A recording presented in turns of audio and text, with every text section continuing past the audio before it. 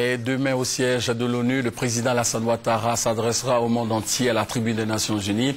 Il faut dire que les enjeux de cette 66e session de l'ONU en font un rendez-vous historique parce que le président ivoirien parlera de la contribution de la Côte d'Ivoire dans le règlement des conflits dans le monde.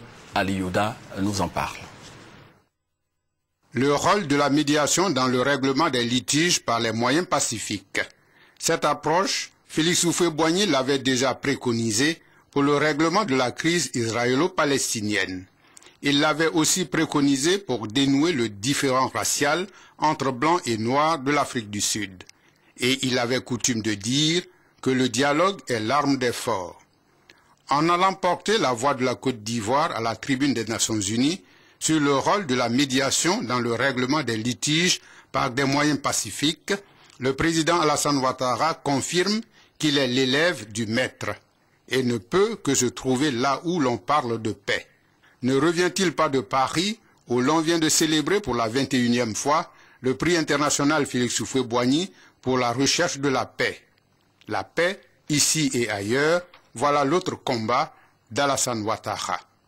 Le président Alassane Ouattara prendra donc la parole demain à la tribune de la 66e Assemblée générale de l'ONU pour la première fois en tant que président de la République. Ce sera sans doute l'occasion pour le numéro 1 ivoirien de rendre hommage à l'Organisation des Nations Unies pour le rôle qu'elle a joué en Côte d'Ivoire depuis le 2002, date de l'éclatement de la crise ivoirienne. Très vite, l'Organisation des Nations Unies a pris le relais des organisations sous-régionales et continentales, la CEDEAO et l'Union africaine, en créant d'abord la MUNICI, la Mission des Nations Unies en Côte d'Ivoire, puis l'ONUCI, l'Opération des Nations Unies en Côte d'Ivoire. Depuis lors, l'Organisation des Nations Unies, à travers ses composantes civiles, est présente partout en Côte d'Ivoire sur le double front humanitaire et sécuritaire.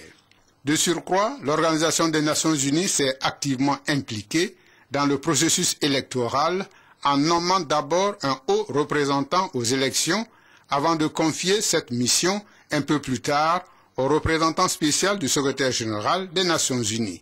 Ce dernier a été désigné comme certificateur des résultats sortis